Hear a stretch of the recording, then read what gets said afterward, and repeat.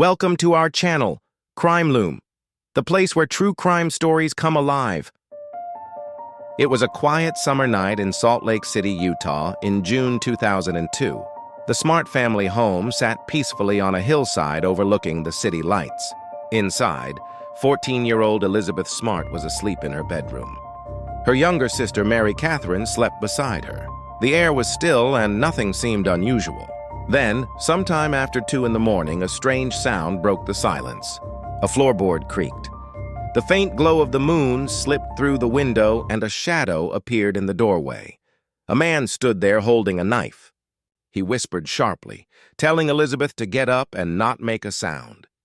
Elizabeth froze, her heart pounding. The man was calm but terrifying. He told her again that if she didn't move, he would kill her and her family. Trembling, she got out of bed. The man forced her to walk quietly out of her room, down the hallway, and out of the house. Mary Catherine, pretending to sleep, heard it all. She kept her eyes closed, too afraid to move or speak. The man led Elizabeth through the dark yard, down a quiet street, and up into the nearby mountains. She didn't know where they were going. She could barely see in the darkness. Her kidnapper called himself Emmanuel. He said he was sent by God. He was dressed in long robes and had a long beard. To Elizabeth, he looked wild, like someone who had been living in the wilderness for a long time. He warned her that if she tried to run away, he would kill her and her family. Fear kept her silent as they hiked up the steep trails. After hours of walking, they reached a hidden camp deep in the mountains. There was a small tent and some tarps stretched between trees. A woman was waiting there. Her name was Wanda Barzy, and she was the man's wife. She treated the man as a prophet and called him a messenger of God. The man introduced Elizabeth to Wanda and said that God had commanded him to take Elizabeth as another wife. Elizabeth was terrified and confused. She begged to be taken home, but they ignored her. At the camp, they cut her hair, gave her strange clothes to wear, and told her that her old life was gone. The man forced her to participate in his twisted version of a religious ceremony. From that day, she was his prisoner. Days turned into weeks. The sun rose and set, but Elizabeth remained trapped in the mountain camp. She could hear hikers or animals in the distance, but she could never call out. The kidnappers kept her hidden behind trees and a thick brush wall. Back at the Smart home, the family woke up the next morning and realized Elizabeth was gone. Panic set in immediately. They called the police, and within hours, news of the kidnapping spread across the state. Search teams, dogs, helicopters, and volunteers combed the hillsides looking for her. The Smarts appeared on television begging for her return. Mary Catherine told the police that she thought she had seen a man with a knife, but she was too afraid to say more at first. When she finally spoke, she described his voice and the way he spoke. It took her months to remember exactly who he was. Meanwhile, Elizabeth's days in captivity were filled with fear and isolation.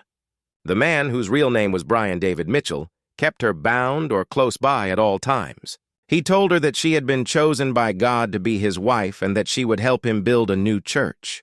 He said she was part of his divine plan. Elizabeth was forced to listen to his long sermons every day. He talked about prophecies and visions, mixing religion with madness. Wanda Barzy obeyed him completely, doing whatever he said. Elizabeth often thought of her family and prayed silently to be found. She missed her parents, her siblings, her school, and her normal life. She tried to stay strong by remembering who she was. Sometimes she cried quietly at night when the others were asleep. She kept hope alive in her heart, even when things seemed hopeless. She told herself that someone would find her one day. As the months went by, the search continued. Police followed hundreds of tips and leads, but nothing led to Elizabeth. Many people across the country followed the story on the news. The Smart family never gave up hope. They believed Elizabeth was still alive. They worked with the media and investigators, keeping her story in the public eye. They handed out flyers and organized community searches. People all over Utah were talking about the missing girl. In the camp, Brian and Wanda often moved Elizabeth to new hiding places to avoid being discovered. Sometimes they walked miles through the mountains to reach another camp. When winter came, the cold made it even harder for her to survive. She was often hungry and shivering, wrapped in blankets that barely kept her warm. Mitchell would go into the city sometimes to preach or beg for food, while Barzee stayed behind with Elizabeth.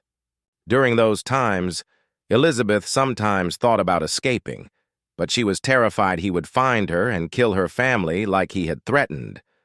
One day, Mary Catherine suddenly remembered something.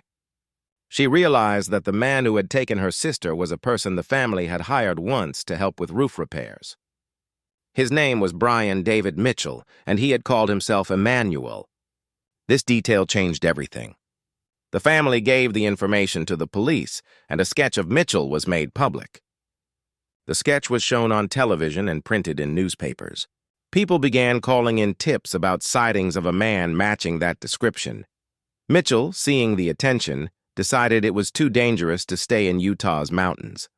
He took Elizabeth and Wanda south to California for a short time, moving between camps and sometimes living on the streets. Elizabeth was forced to wear a veil and long robes that covered her face. He told her that if anyone recognized her, she would be killed. They lived that way for months, moving constantly and avoiding attention. Mitchell often tried to preach in public places, but most people ignored him. Elizabeth stayed quiet, always beside him, too afraid to speak.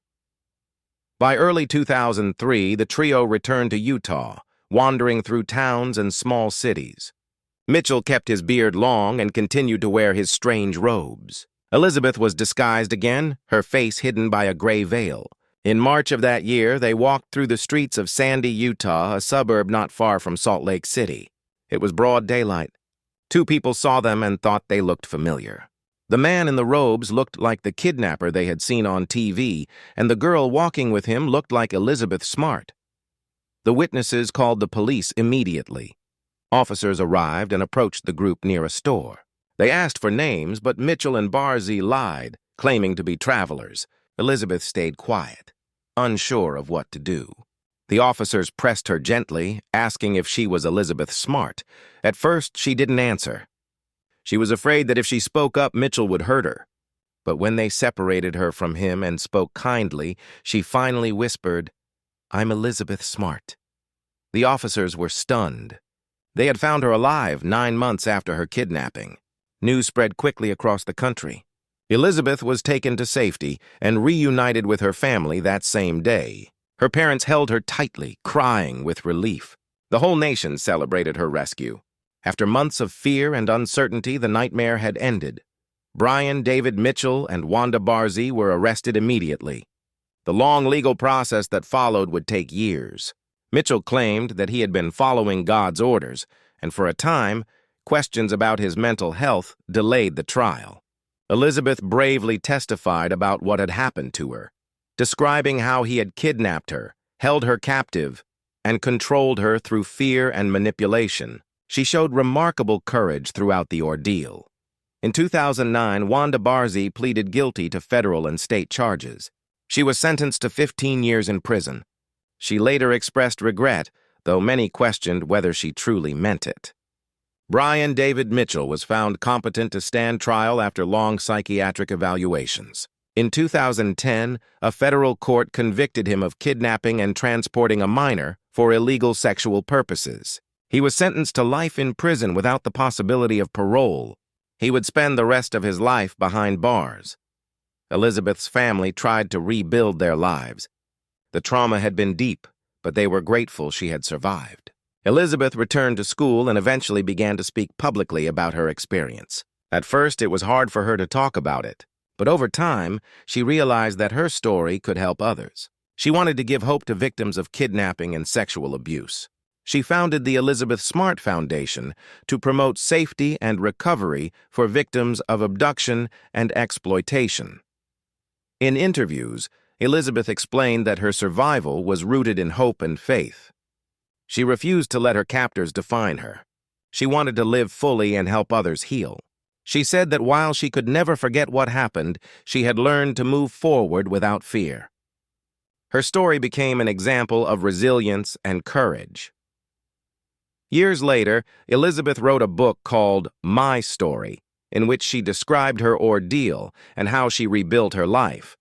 The book was written in clear, honest language. It showed how a young girl could survive unimaginable pain and still find peace. She shared how she overcame shame, fear, and anger. She became a motivational speaker and a strong advocate for children's safety, speaking to families, schools, and government officials about prevention and awareness.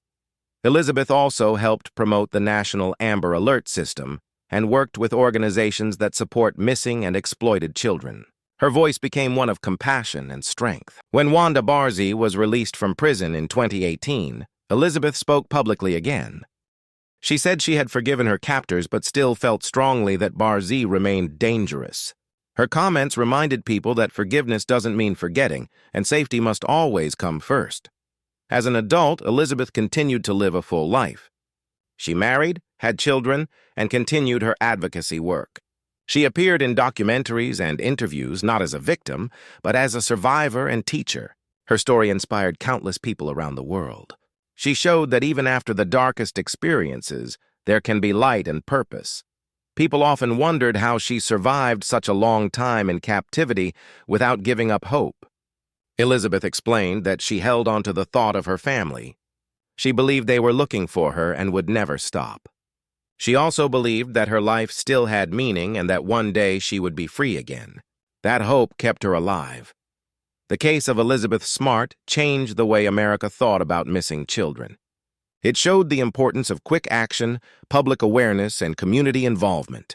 The Smart family's persistence and openness helped improve communication between families and law enforcement.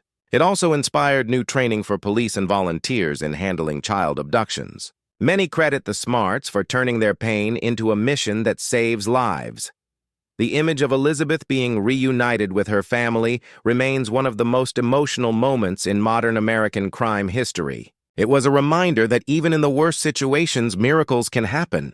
For 9 months, she had lived in fear, hidden just miles from her home, and yet hope had not been lost. The human spirit, even when trapped, can survive through faith, courage, and love. In the years since her rescue, Elizabeth has often spoken about the dangers of silence and shame in cases of sexual violence. She tells victims that what happened to them does not define who they are. She reminds them that it's possible to rebuild and live freely again. Her talks are emotional but filled with strength. Audiences are often moved to tears, not only by her pain but by her grace and calmness. When she speaks of the night she was taken, she does so without hatred. She describes fear, confusion, and pain, but also the moment of hope when she was found. She says that surviving such trauma taught her that evil can never win if you choose to keep living and loving. Her faith played a big role in her healing. She often says that prayer and the support of her family helped her forgive and find peace. The Elizabeth Smart case also had a lasting impact on the legal system. It raised awareness about the treatment of mentally ill offenders and the need for victim support services. It highlighted the importance of public alerts and community vigilance. It became a case studied by law enforcement for how persistence and media coverage can bring a missing person home. Elizabeth's journey from a frightened teenager to a confident woman has become a powerful example of survival. When people hear her speak, they see not a victim of kidnapping but a symbol of hope. Her message is simple but profound. Bad things can happen, but they do not have to destroy you. You can choose to live fully, to forgive, and to help others heal. Years after her return, she sometimes visits schools to talk to young people about safety and self-worth. She tells them to trust their instincts and to speak up when something feels wrong. She reminds parents to teach their children about boundaries and to keep communication open. She uses her experience to create understanding, not fear. Through her foundation, Elizabeth has worked with survivors of trauma all over the world. She has listened to their stories, shared her own, and built programs that provide support and healing. She has become a voice for those who once felt voiceless. Her calmness, kindness, and courage have earned her respect far beyond her home state of Utah. The night she was taken will always be a part of her life, but it no longer controls her. She often says that she refuses to let her kidnappers take any more of her happiness. That choice, to live free from hate, is what defines her story. She turned tragedy into purpose, fear into strength, and silence into advocacy. Today, when people hear the name Elizabeth Smart, they think not of the victim who was taken from her home, but of the woman who survived, spoke out, and helped others do the same. Her story continues to remind people of the power of hope, family, and resilience. Even in darkness, she found light, and she shared that light with the world. Subscribe to Crime Loom, and join us as we unravel more heists, mysteries, and untold legends. Don't miss what's coming next, because in the world of crime, the truth is always stranger than fiction.